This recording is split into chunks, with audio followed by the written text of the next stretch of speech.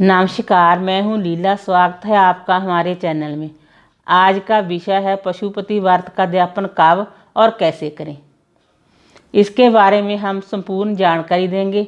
Video पूरी देखें ताकि जो आपको पूरी जानकारी मिल सके। अब शुरू करते हैं। पशुपति व्रत का अध्यापन आप ऐसे करें कि आपसे गलती से भी कोई गलती ना हो सके।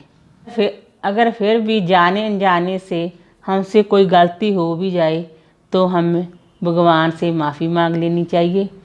और हम इंसान हैं, हमसे चाहे हम कितने भी कोशिश कर लें कि हमसे गलती ना हो, हमसे कोई ना कोई गलती हो ही जाती है। परमात्मा हमारी गलतियों को माफ़ करेंगे और परमात्मा अपने बच्चों की गलतियों को हमेशा माफ़ करते हैं और परमात्मा बच्चों को हमेशा खुशी ही देते हैं। अब बात करेंगे अध्यापन कब करें। पशुपति व्रत का अध्यापन आपने 5वें सोमवार को शाम के समय करना है।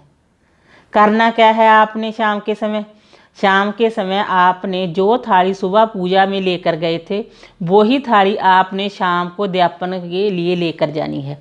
उसमें सबसे पहले आप शाम को स्नान करें, शुद्ध वस्त्र पहने। उसके बाद आप अपनी थाली तैयार करें। थाली में आपने क्या क्या रखना है। थाली में आपने 6 दिए घी के बरकर रखने हैं। उसके बाद आपने जो फलाहार बनाया है थोड़ा सा फलाहार लेकर जाना है। उसके बाद 108 बेलपत्र लेकर जाने हैं। उसके बाद आपने एक नारियल उसमें मौली लपेट कर 5 बार मौली लपेट कर आपने वो नारियल लेकर जाना है। अगर आपने एक बार मौली लपेटी है तो भी कोई बात नहीं। 5 बार जब आप मौली लपेटें, चाहे एक बार मौली लपेटें, तो आप मनोकामना की कामना करते हुए ही मौली लपेटें। उसके बाद आपने एक सीधा की थाली तैयार करनी है। सीधे में आपने दाल, चावल, आटा, चीनी, नमक, हल्दी, मिर्च और दक्षिणा के रुपये रखने हैं। उसके बाद आपने क्या करना है। उसके बाद आपने मंदिर में जाना है। मंदिर में जाकर आपने पहले अभिषेक करना है। चाहे तो आप पंचामृत से अभिषेक करें, चाहे आप सिर्फ जल ही चढ़ाएं, ये आपकी इच्छा है। अगर आप पंचामृत से अभिषेक करते हैं तो अच्छी बात है, अगर नहीं कर पाते तो कोई बात नहीं। परमात्मा तो भगवान भोलेनाथ तो एक जल के लोटे से ही खुश हो जाते हैं। उसके बाद आप 108 बेलपत्र अर्पित करें। उसके बाद आप मौली लपेटा हुआ नारियल अर्पित करें। उसके बाद आप जो फलाहार लेकर गए थे उसके 3 हिस्से करें। 2 हिस्से तो आप भगवान शिव जी को अर्पित करें, एक हिस्सा आप अपनी थाली में ही फलाहार का रखें।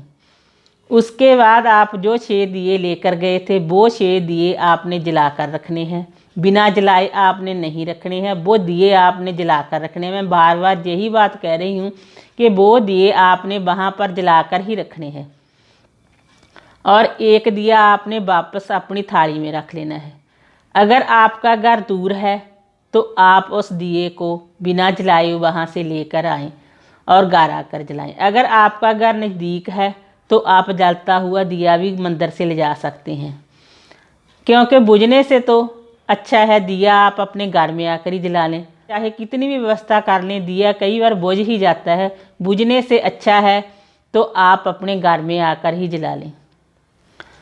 उसके बाद आपने जो आप ब्राह्मण के लिए सीधा लेकर गए थे, जब आप अध्यापन कर लें, सब कुछ कर लें, तो भगवान को आप अपनी मनोकामना की पूर्ति के लिए प्रार्थना करें और अपनी गलतियों के लिए क्षमा मांगें।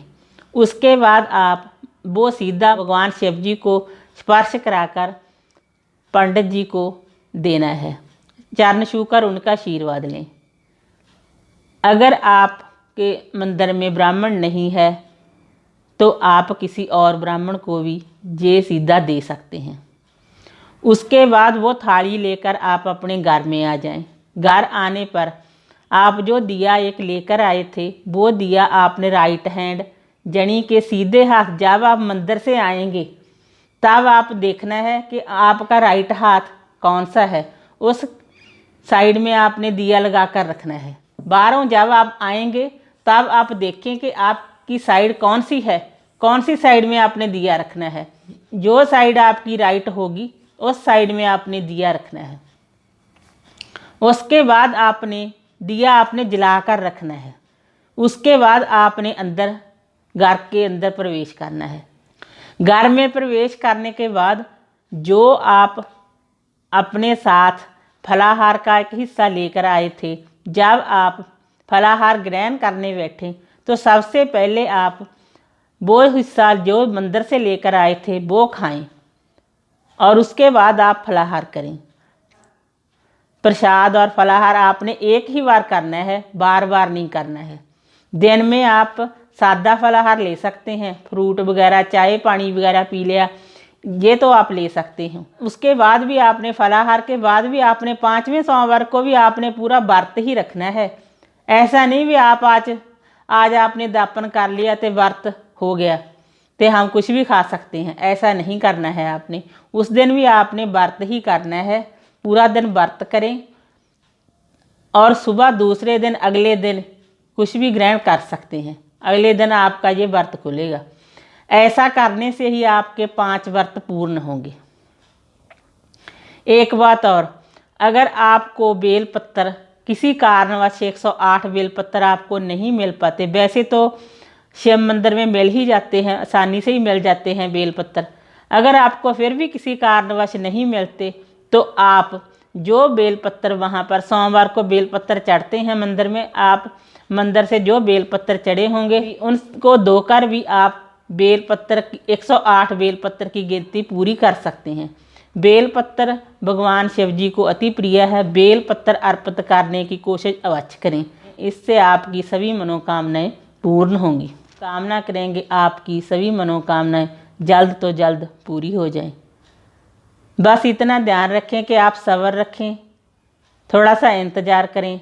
भगवान सबकी सभी मनोकामनाएं अवश्य पूरी करते हैं। विश्वास रखना हमारा काम है। और कोई आपका क्वेश्चन हो तो आप भी हमें से पूछ सकते हैं, हम आपको जानकारी देने की पूरी कोशिश करेंगे। वीडियो अच्छी लगी हो तो लाइक कीजिए, शेयर कीजिए, सब्सक्राइब कीजिए। Thanks for watching this video.